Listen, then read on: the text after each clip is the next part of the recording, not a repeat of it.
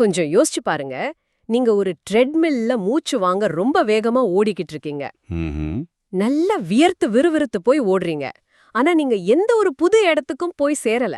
ஆமா, அதே இடத்துல தான் ஓடிட்டு இருப்போம். கரெக்ட். திரும்ப திரும்ப அதே இடத்துல தான் ஓடிக்கிட்டு இருக்கீங்க. உங்க அன்றாட வாழ்க்கையும் கிட்டத்தட்ட அப்படிதான் இருக்கு இல்லையா? கண்டிப்பா. அடுத்த ப்ரொமோஷன் வாங்கணும், அந்த பிரச்சனைய தீக்கணும், இல்ல வீக்கெண்ட் வந்தா நிம்மதியா இருக்கணும்னு நம்ம தொடர்ந்து எதையோ துரத்தி ஓடிக்கிட்டே இருக்கோம். ஆனா அந்த ஓட்டத்துக்கு ஒரு முடிவே இல்ல. ஒரு முடிவில்லாத சைக்கிள் அது. அதான். இன்னைக்கு நாம பாண்டே குணரத்னா எழுதின ஸ்டார்ட் ஹியர் ஸ்டார்ட் நவ் அப்படிங்கிற ஒரு அற்புதமான புத்தகத்தை பத்தி தான் ஆழமா அலசப் போறோம். ரொம்ப சுவாரஸ்யமான புத்தகம் இது. ஆமா, இந்த ட்ரெட்மில் ஓட்டத்துல இருந்து எப்படி அந்த ஸ்டாப் பட்டனை அழுத்திட்டு வெளியே வரது அப்படிங்கறத பத்தி இந்த புத்தகம் ரொம்ப தெளிவா பேசுது. சரி, இத கொஞ்சம் விரிவாக பார்ப்போம். கண்டிப்பா ஆரம்பிக்கலாம். இப்போ இந்த புத்தகம் ஏதோ துறவிகளுக்கான ஒரு தத்துவ நூல் கிடையாது. ஓ, அப்படி இல்லையா? இல்லவே இல்ல. இது முழுக்க முழுக்க மனித உளவியல் சம்பந்தப்பட்ட ஒரு விஷயம்.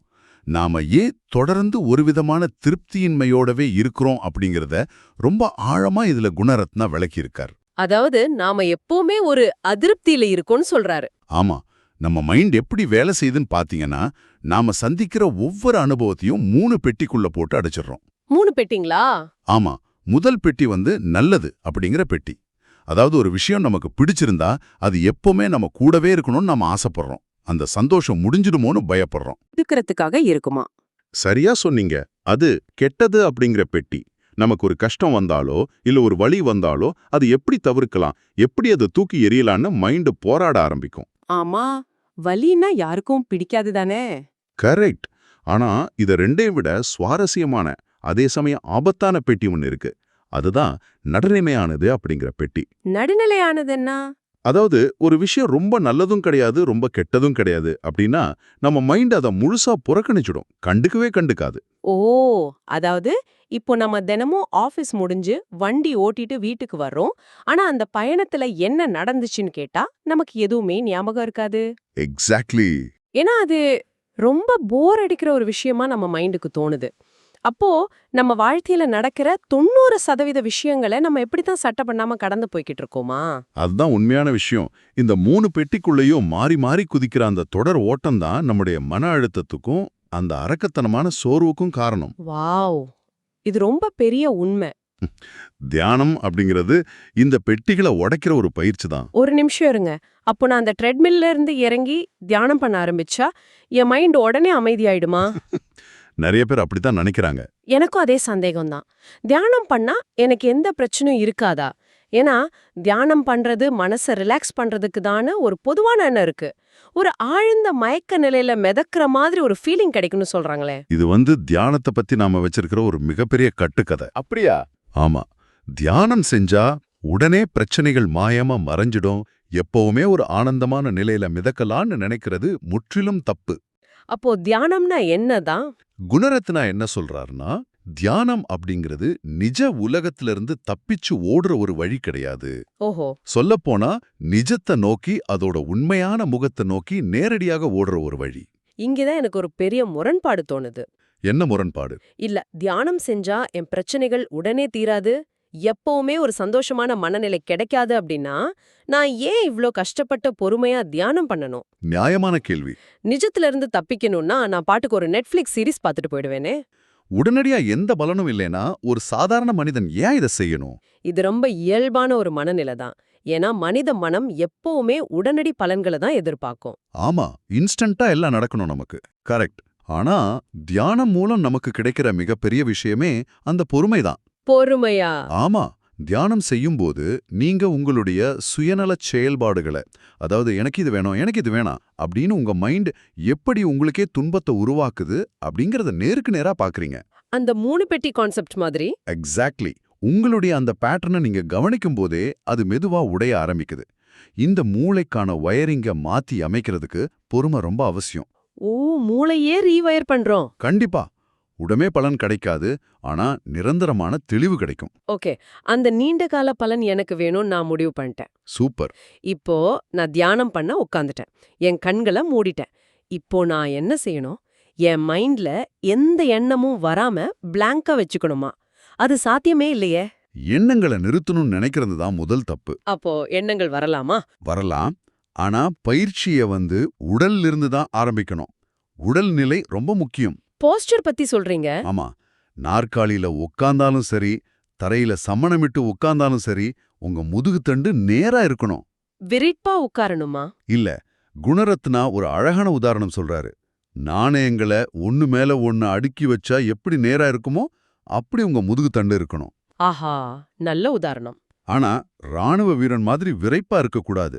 தளர்வாகவும் அதே சமயம் நேராகவும் இருக்கணும். கரெக்ட். வளந்தி உட்கார்ந்தா தூக்கம் வந்துடும், அதிகமா விரைப்பா இருந்தா சீக்கிரமே வலி வந்துடும். ம், ஒரு பேலன்ஸ் தேவையில்லையா? ஆமா, அந்த பேலன்ஸ் ரொம்ப முக்கியம். சரி, உட்கார்ந்தாச்சு. அடுத்து என்ன பண்ணணும்? அடுத்து உங்களுடைய மூச்சு. உங்க மூக்கின் நுனியில அல்லது மேலுதட்டுல காற்று வந்து போற அந்த தொடு உணர்வை மட்டும் கவனிக்கணும். தொடு உணர்வா? ஆமா, மூச்சை நீங்க கட்டுப்படுத்தக்கூடாது. ஆழமா மூச்சு விடணும்னு எந்த அவசியமும் இல்ல. சாதாரணமா மூச்சு விடணுமா? ஆமா, அது எப்படி இயல்பா நடக்குதோ அதை வேடிக்கை மட்டும் பார்க்கணும். ஒவ்வொரு மூச்சுக்கும் ஒரு தொடக்கம், நடுப்பகுதி, முடிவு இருக்கு. ஓ, மூச்ச கவனிக்கிறத பத்தி படிக்கும்போது புத்தகத்துல இருந்த ஒரு உதாரணம் எனக்கு ரொம்ப பிடிச்சிருந்தது. யானை உதாரணம் தானே? ஆமா, அதேதான். நம்ம மைண்ட ஒரு காட்டு யானைக்கே ஒப்பிடுறார் ஆசிரியர். ம், ஒரு காட்டு யானைய புடிச்சிட்டு வந்தா அது முரண்டு பிடிக்கும், தப்பிக்க பாக்கும். அத அடக்க என்ன பண்ணுவாங்க? ஒரு உறுதியான மரத்துல ஒரு வலுவான கயிற்ற கொண்டு அந்த யானைய கட்டுவாங்க. கரெக்ட். இந்த இடத்துல தியானத்தோட இலக்கு, அதாவது நம்ம மூச்சு தான் அந்த மரம், விழிப்புணர்வு அப்படிங்கிறது தான் அந்த யானைய மரத்தோட கட்டுற கயிறு. மிக சரியான உதாரணம். யானை ஆரம்பத்துல கோவப்பட்டு சத்தமிடும், அங்குமிங்கும் இழுத்து பார்க்கும். நம்ம மைண்ட் மாதிரி. ஆமா மாமா, மனம் உறுதியா இருந்தா ஒரு கட்டத்துல யானை அமைதியா அந்த மரத்தடியிலே படுத்துடும். அப்படிதான் நம்ம மனசும். மூச்சை ஏன் நாம அந்த மரமா பயன்படுத்துறோம்? ஏன்னா மூச்சு எப்பவுமே நிகழ்காலத்துல தான் இருக்கும். உங்களால நேற்றைய மூச்சையோ நாளைய மூச்சையோ சுவாசிக்க முடியாது இல்லையா? அது உண்மைதான். அதனாலதான் எந்தவித சார்புமின்றி மூச்சை வெறும் கவனத்தோடு பார்க்கணும்னு சொல்றாரு. பே அட்டென்ஷன் அப்படின்னு சொல்லுவாங்க. இந்த வெறும் கவனம் அப்படிங்கிற வார்த்தை எனக்கு கொஞ்சம் குழப்பமா இருக்கு. எப்படி குழப்பமா இருக்கு? இது ஒரு போர் அடிக்கிற படத்தை தியேட்டர்ல பாக்குற மாதிரி தானா? அதாவது படம் ஓடுது, நான் பாக்குறேன், ஆனா எனக்கு எந்த சுவாரஸ்யமும் இல்ல. அப்படிப்பட்ட ஒரு கவனமா இது? இல்ல, கண்டிப்பா அப்படி கிடையாது. அப்ப வேற எப்படி? ஒரு போர் அடிக்கிற படத்தை பார்க்கறது புறக்கணிப்பு. முன்னாடி பார்த்தோம்ல அந்த 3வது பெட்டி. ஆமாமா. ஆனா இந்த வெறும் கவனம் அப்படிங்கிறது ஒரு விஞ்ஞானி மைக்ரோஸ்கோப் வழியா ஒரு பாக்டீரியாவை பார்க்கற மாதிரி. ஓ, ரொம்ப கூர்மையா பாக்குறது. கரெக்ட். அந்த விஞ்ஞானிக்கு அந்த பாக்டீரியா மேல கோபமோ ஆசையோ கிடையாது. அது வலது பக்கம் போகுதா இடது பக்கம் போகுதான்னு எந்த விதமான தீர்ப்பும் சொல்லாம ரொம்ப கூர்மையா நடுநிலையா அதை உற்று நோக்குவார். ஜட்ஜ் பண்ணாம பாக்குறது. எக்ஸாக்ட்லி. அந்த மாதிரி உங்க மூச்சையும் எண்ணங்களையும் நீங்க கவனிக்கணும். ஆஹா, மைக்ரோஸ்கோப் வழியா பாக்குற விஞ்ஞானி. இது ரொம்ப நல்லா புரியுது. சந்தோஷம். ஆனா இந்த நடுநிலையான கவனிப்பு தியரியில நல்லா இருக்கு. உண்மையா நான் தரையில உட்கார்ந்து 10 நிமிஷம் ஆன உடனே என் கால்கள் மரத்து போகுது, முதுகுல வலி, உயிர் போகுது. அது எல்லாருக்கும் நடக்கிறது தான். வலியை உணரும்போது அதனுடன் ஒன்றிணைய வேண்டும் அப்படின்னு குணரத்னா சொல்றாரு. உண்மையாவே சொல்றேன், இது ரொம்ப பயமா இருக்கு.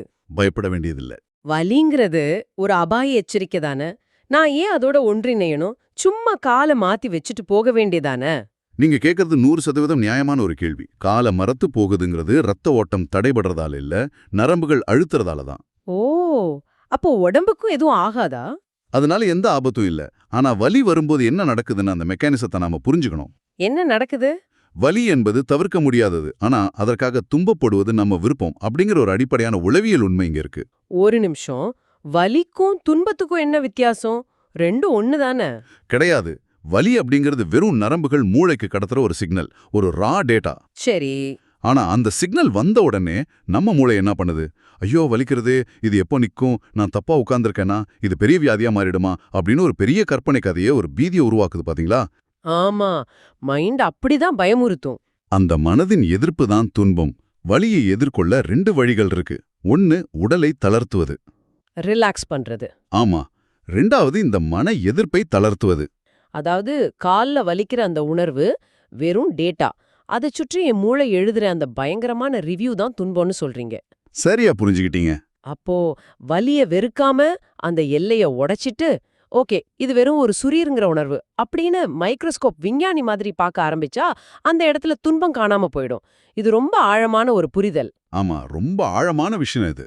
சரி, வலிய கூட ஏதோ ஒரு மாதிரி சமாளிச்சிடலான்னு வச்சுப்போம். ஆனா இந்த கவனச்சிதறல் இருக்கே. டிஸ்ட்ராக்ஷன்ஸ்? ஆமா, திடீர்னு நேத்து ஆபீஸ்ல நடந்த சண்டை ஞாபகம் வரும். இதை எப்படி தவிர்க்கிறது? அதுக்கு தான் எண்ணும் முறையை குணரத்னா பரிந்துரைக்கிறார். என்ன முறைனா?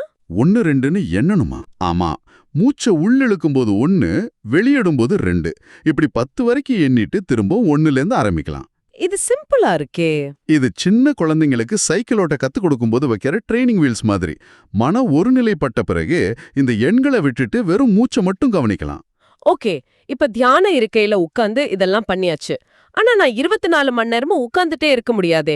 கண்டிப்பா முடியாது. நான் எந்திரிச்சு என் அன்றாட வாழ்க்கைக்கு போய் தானே ஆகணும். என் வேலை, என் குடும்பம், பேங்க்ல கியூல நிக்கிறது, இந்த நிஜ வாழ்க்கையில இந்த விழிப்புணர்வை எப்படி கொண்டு வருது? அங்கதான் மனித மனதுக்கு வரும் 5 பிரதான தடைகளை பத்தி நாம பேசணும். 5 தடைகளா? அது என்னென்ன? ஆசை, விருப்பு, சோம்பல், அமைதியின்மை, சந்தேகம். தியானம் பண்ணும்போதும் சரி, சாதாரண வாழ்க்கையிலும் சரி, இந்த 5 விஷயங்களும் நம்மள தாக்கிக்கிட்டே இருக்கும். தினமும் நடக்கிற விஷயங்கள் தான் இதெல்லாம். உதாரணத்துக்கு அமைதியின்மை எடுத்துப்போம். நீங்க தியானம் பண்ண உட்கார்ந்திருப்பீங்க, ஆனா உங்க மைண்ட் நாளைக்கு நடக்க போற ஒரு முக்கியமான மீட்டிங்கை பத்தியே யோசிச்சுட்டு இருக்கும். உடல் ரீதியா ஒரு படபடப்பு இருக்கும். எனக்கு அடிக்கடி இப்படி ஆகும். அப்போ நீங்க என்ன பண்ணுவீங்க? ஐயோ, எனக்கு தியானமே வரலையேன்னு உங்க மேலேயே கோவப்படுவீங்க. ஆமா, அதுதானே நடக்கும். இந்த அமைதியின்மையை நான் எப்படி கையாளணும்? அந்த அமைதியின்மையை நீங்க விரட்டக்கூடாது. அதுக்கு பதிலா, ஓ, என் மனசுல இப்போ ஒரு படபடப்பு வந்திருக்கு அப்படின்னு அதை ஒரு 3வது நபர் மாதிரி தள்ளி நின்னு கவனிக்கணும். ஜஸ்ட் அப்சர்வ் பண்றது. கரெக்ட். சரி, இந்த படபடப்பு எவ்வளோ நேரம் இருக்கு, அது என் உடல்ல என்னென்ன மாற்றங்களை ஏற்படுத்துது அப்படின்னு கவனிக்க ஆரம்பிச்சாலே அது தானா மறைஞ்சிடும். வாவ்! இன்பமான உணர்வுகளுக்கும் இதுதான் ஃபார்முலா. நல்ல விஷயங்களை பற்றிக்கொள்ள நினைப்பதும் ஒரு வகையான ஆசைதான். அது மாறும்போது நாம மறுபடியும் துன்பப்படுவோம். நீங்க சொல்றத பார்த்தா இந்த கவனச் சிதறல்களை ஒரு வெடிகுண்டாகவும் நம்ம விழிப்புணர்வை ஒரு வெடிகுண்டு நிபுணராகவும் ஒப்பிட்டு பார்க்கலான்னு தோணுது. ரொம்ப அழகான ஒப்பீடு இது. அதாவது ஒரு வெடிகுண்டு நிபுணர் குண்ட பார்த்த உடனே அலறி அடிச்சுட்டு ஓட மாட்டார். ஆமா, ஓட மாட்டாரு. ரொம்ப கூலா அதோட வயர்கள் எப்படி இருக்கு, அதை எப்படி செயலிழக்க வைக்கலான்னு கவனிப்பார். அது மாதிரி ஒரு கோபமோ ஆசையோ நம்ம மனசுக்குள்ள ஒரு குண்டு மாதிரி வரும்போது நாம பதறாம அந்த விழிப்புணர்வுங்கிற பார்வையை அது மேல செலுத்தினாலே போதும். எக்ஸாக்ட்லி. நாம அந்த வயரை கட் பண்ண கூட வேண்டாம். அந்த குண்டு தானாவே தன் பலத்தை இழந்து செயலிழந்து போயிடும். என்ன ஒரு சுவாரஸ்யமான மெக்கானிசம் இது. ரொம்ப சரியான ஒரு ஒப்பீடு இது. இந்த மெக்கானிசத்தை நாம அன்றாட வாழ்க்கையில எல்லா இடத்துலயும் பயன்படுத்தலாம். வேற எப்படி பயன்படுத்தலாம்? நடக்கும்போது உங்களோட பாதங்கள் தரையில படுற உணர்வை கவனிக்கிற நடைப்பயிற்சி தியானம் பண்ணலாம். Walking meditation. ஆமா, ஏன் நீங்க சொன்ன மாதிரி பேங்க் கியூல நிக்கும் போதோ பஸ்ஸுக்காக வெயிட் பண்ணும்போதோ ஏற்படுற அந்த சலிப்பை கூட, ஓ, எனக்கு இப்ப சலிப்பா இருக்கு அப்படின்னு கவனிச்சு தியானமா மாத்தலாம். சலிப்ப கூட தியானமாக்கலாம். சூப்பர். ஆனா எனக்கு இப்போ ஒரு பெரிய கேள்வி வருது. கேளுங்க.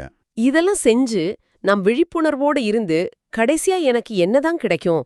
இந்த பெரிய படத்தோட முடிவென்ன? புத்தகம் இதுல நெறிமுறையான செயல் பத்தி பேசுது.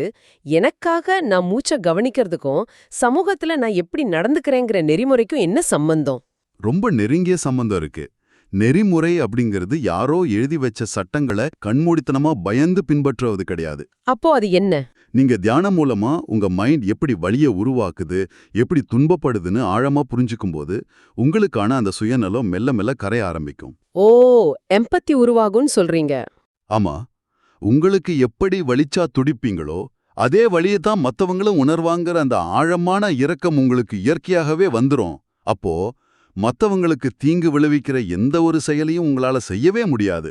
இயற்கையாவே நல்லவங்களா மாறிடுவோம். ஆமா, சுயநலமற்ற தெளிவான முடிவுகளை எடுக்க இந்த மூளை பயிற்சி உங்களுக்கு உதவும். அதுதான் உண்மையான நெறிமுறை. அதாவது தியானம்ங்கிறது நிஜத்துல இருந்து தப்பிக்கிற வழி கிடையாது.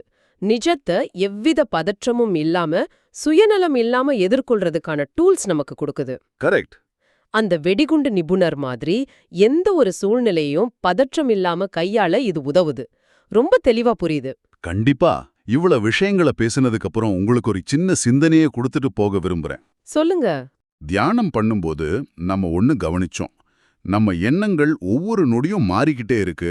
நம்ம மூச்சு உள்ளே வந்து வெளியே போய்கிட்டே இருக்கு. இந்த உலகமும் ஒவ்வொரு வினாடியும் மாறிக்கிட்டே இருக்கு.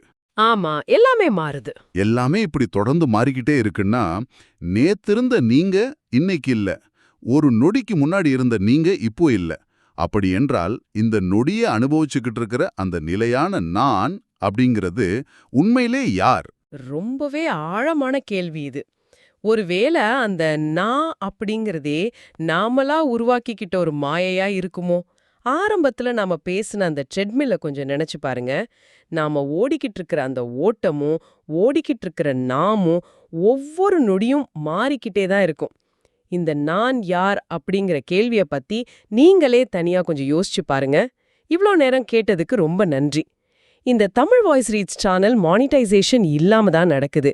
இந்த ஆடியோ புத்தகம் உங்களுக்கு பயன் தருது என்று நினைத்தால் இந்த முயற்சி தொடர்ந்து போக உங்க ஆதரவு மிகவும் உதவும். என்னுடைய இந்த முயற்சிக்கு நன்கொடை அளிக்க விருப்பம் இருந்தால் டிஸ்கிரிப்ஷன்ல கொடுக்கப்பட்டுள்ள UPI ID மூலம் வழங்கலாம். உங்களால் முடிந்த அளவு போதும். சிறிய ஆதரவும் பெரிய உதவிதான். இந்த வீடியோ உங்களுக்கு பயனுள்ளதாக இருந்தால் சப்ஸ்கிரைப் பண்ணுங்க, மற்றவர்களுக்கும் பகிர்ந்து கொள்ளுங்கள். இந்த கருத்துக்கள் அவர்களுக்கும் தேவையாக இருக்கலாம். லைக் பண்ணுங்க, உங்க கருத்துக்களை கமெண்ட்ல பகிருங்கள். மனப்பூர்வமான நன்றி.